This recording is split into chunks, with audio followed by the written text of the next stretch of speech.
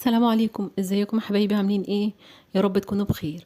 النهارده ان شاء الله جايبه لكم مجبر سهله جدا وبسيطه وطعمها رهيب، وفي حله واحده كمان هنجهزها، مش هنحتاج مواعين كتير ولا واقفه في المطبخ كتير.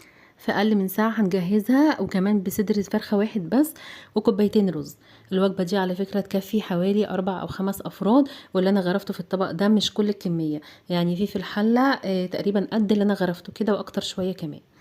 بس حابة قبل ما ابدأ الفيديو اقولك لو اول مرة بتشوفي قناتي يا ريت تشتركي ولايك وشير اذا عجبك الفيديو. يلا بينا نسمي الله ونبدأ على طول. اول حاجة معايا صدر فرخة واحد قطعته بالحجم ده، وغسلته طبعا بمية وليمون وصفيته كويس. مكعبات كده متوسطة الحجم، ولا كبيرة قوي ولا صغيرة قوي. والتوابل ملح وفلفل اسود وتوم بودرة بصل بودرة بابريكا وجنزبيل ومعلقة زعتر، معلقة صغيرة من كل صنف. ومعايا زيت زيتون احط منه كده معلقتين حلوين، ممكن استبدله بزيت عادي. ومعايا دبس رمان هحط منه معلقة واحدة بس، ولما مش متوفر مش مشكلة ممكن اشيله من الوصفة. وكمان صوص باربيكيو ده برضو مش اساسي، لو مش موجودين خلاص مفيش مشكلة خالص نستغنى عنهم.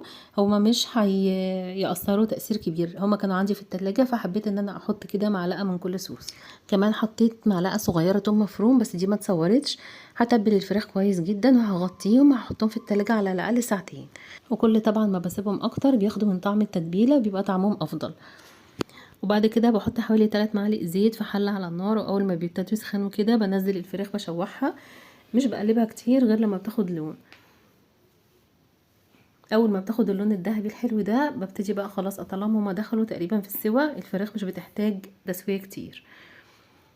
بطلعهم على جنب، وفي نفس الحله بحط حوالي بصله كبيره مبشوره او متقطعه صغير، وفص توم مفروم وواحده قرفه خشب وواحده لومي وحبهان ومستكه فصين كده من كل حاجه، ومعلقه صلصه طماطم معجون صلصه يعني.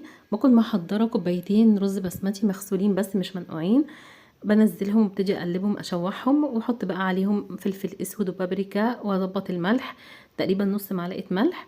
بقلب كل ده وبشوحه كويس ياخد من طعم بقى الليمون والقرفه وكل المنكهات اللي اضفناها. وبعدين بنحط الميه، وتكون طبعا ميه مغليه. لكل كوبايه رز بسمتي مغسوله مش منقوعه بتحتاج كوبايتين من الميه المغليه.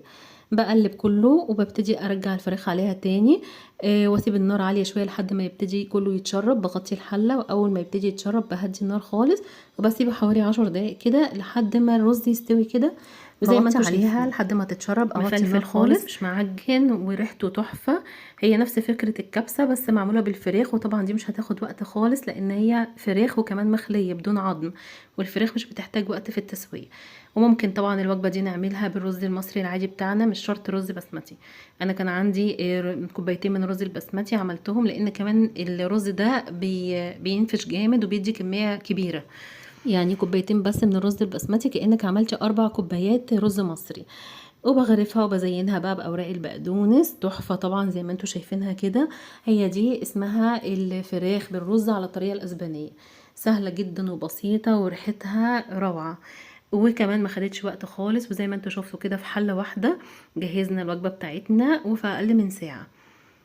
وبس كده، ده الفيديو بتاعنا النهاردة، بتمنى يكون عجبكم. متنسوش اللايك والشير وسبسكرايب للقناة، وفعلوا الجرس عشان توصلكوا اشعارات بكل حاجة جديدة انزلها. شكرا ليكم، سلام عليكم.